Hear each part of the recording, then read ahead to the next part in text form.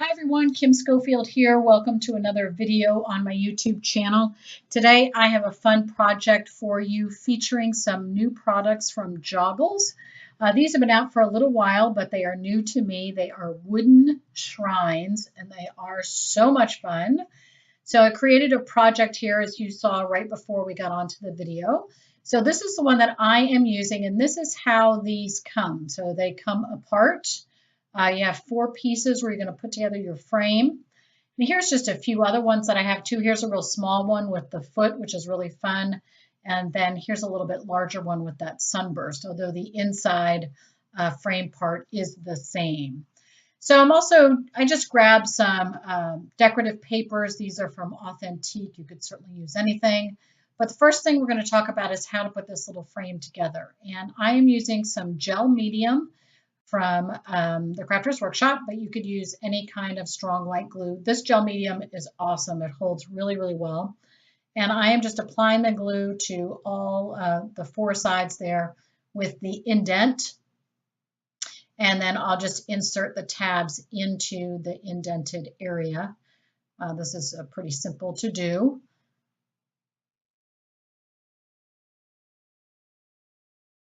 And then to hold everything together, you can use a piece of tape. I actually started out with some painter's tape that I put along the edges just to hold those seams closed. And then I'm also going to go ahead and put a rubber band around the whole frame, and which got a little wonky there. I wasn't quite sure how to do it, but managed to get the rubber band around, and I let that sit and dry overnight. So I removed the tape and I left that overnight to completely dry. And so now I am going to apply some vintage book text onto the wings, and I ended up covering the whole thing with this. And again, I'm just using some gel medium. Now, because this is vintage book text, it tears really easily. It's very delicate paper, and so I'm able to just go around the shape and tear this out. And then any areas that didn't get torn, I'm just using my scissors to cut around that. And then I have a file here that I'm using that I'm going to file down all of the edges so that any excess paper hanging over will be gone. So now I'm going to go ahead and my box is completely dry, and I'm going to go ahead and add some more decorative paper to all of the edges.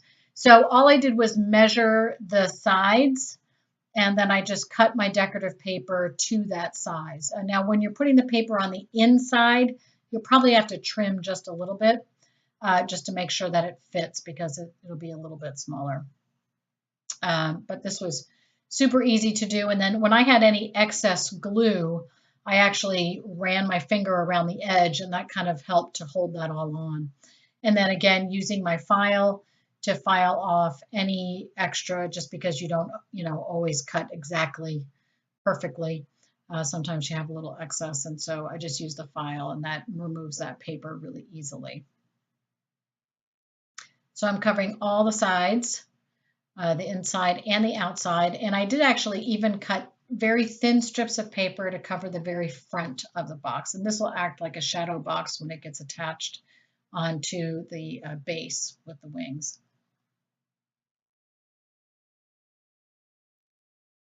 And this gel medium sets up pretty quickly. So once I got the paper on and let it sit for a few minutes, I could really keep on creating. So I'll just apply my little strips there. And again, I just measured those and cut them to size. This is a 4x6 box. So you just have to measure how wide or how deep it is. So here, my piece is finished now, and I want to knock this text back a little bit. It's a little too stark for me, and so all I've done is taken some gesso, watered it down, and I'm just applying that on top of the text. And this is from a book. I don't know, it's some kind of crazy story. So sometimes when I read the words, I think, I don't want people to see these words. I don't even know what this book is, that I pulled these pages out of. So some of it's makes me laugh when I see some of the words. So just adding another layer, and you'll want to make sure you dry this completely before you go on to doing anything else.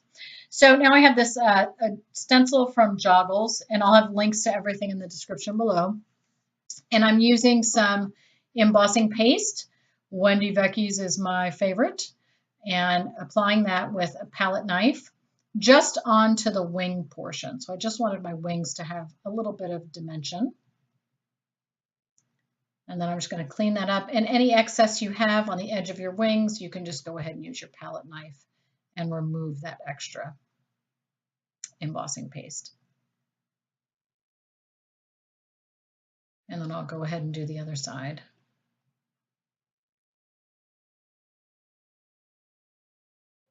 And this is a very light modeling paste, not modeling paste, embossing paste. So it dries really quickly, and you can mix it with all kinds of other mediums, which I'm going to do, of course.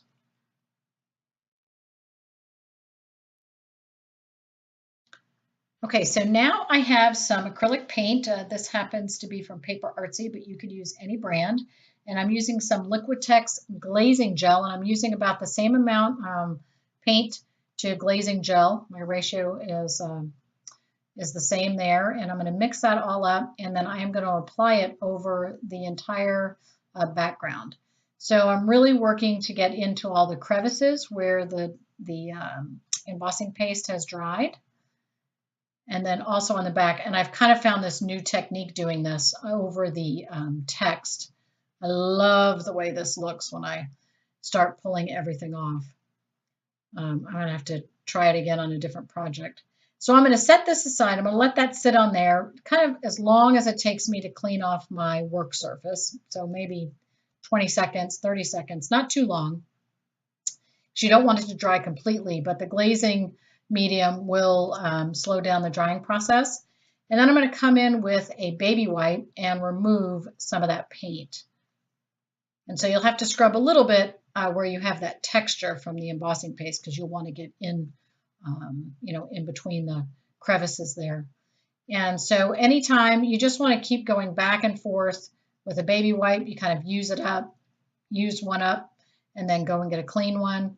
And that'll remove a little bit more of the paint. And then you just keep doing that until you kind of get the look that you're going for. But I loved the background. It kind of looked like this aged painted wood or something when I was finished. I kind of wish I'd done it over the whole thing. I'll just have to make another one because I love the look of that up towards the top there with that text showing through. So now, because I have to add brown to the edges of everything, but also because the paper has a little bit of that brown in it, I am using some archival ink. This is also from Wendy Vecchi, and just applying that along the edges, sponging a little bit across the top, just trying to make it match that paper a little bit better. And I'm using archival because I'm going over a painted surface, so distress ink will have a tendency to react with any kind of moisture, so I don't want that to happen. And so now I am ready to attach my entire frame onto my base, again using that gel medium. And this I put some heavy stuff on and I let that dry for quite a while again. So now I have a whole bunch of tchotchkes, just a bunch of stuff I have in my stash. These are some Tim Holtz paper dolls. I love them. So I pulled out 2 boys and a mom and a dad, so kind of like myself and my 2 children and my husband. And I have some other Tim Holtz tchotchkes, little bottles, flowers, some stuff from Prima. So basically you kind of pull out some things that you think you want to use and in your shadow box and then kind of end up seeing what fits. So I'm going to pop all of these little paper dolls up off the background. But to start with, I wanted to show you how you can use Wendy Vecchi's enamel accents to color. I'm adding some blue onto my wooden block here because this really helps that number 4 really stand out. And this, when it dries, it'll be a very shiny surface. Looks really cool. Looks like enamel.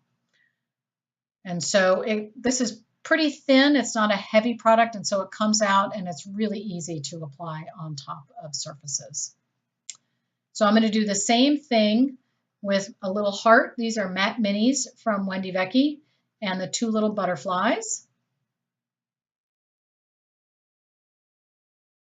And because I'm putting a pretty generous layer of the enamel accents onto the matte minis, I did let these sit overnight. You probably wouldn't have to go that long. You might want to give them an hour. They dry to the touch fairly quickly, but then if you apply any pressure, it will kind of sink into the enamel accents before it's completely dry.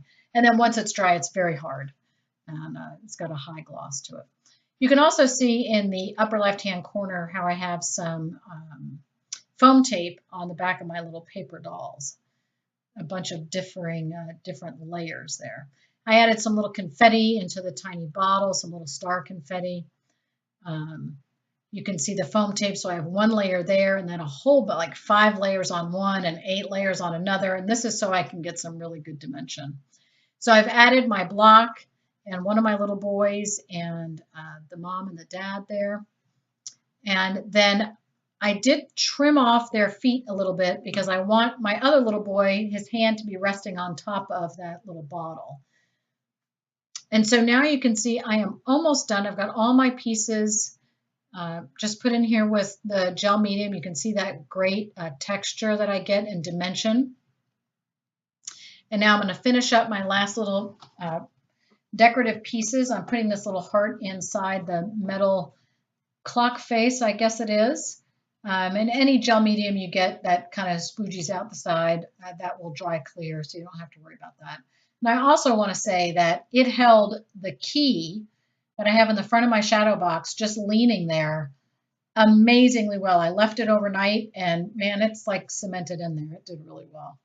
So this, I love this gel medium. You could use a matte medium from Ranger as well. Attaching my little butterflies there. And I am just about done. I'm going to add a few stickers from a Tim Holtz Chit Chat stickers so you can see a close-up view there. This was such a fun project to create. I hope you check out these shrines and visit the Joggles blog for more photos and details. Thanks so much. Happy crafting.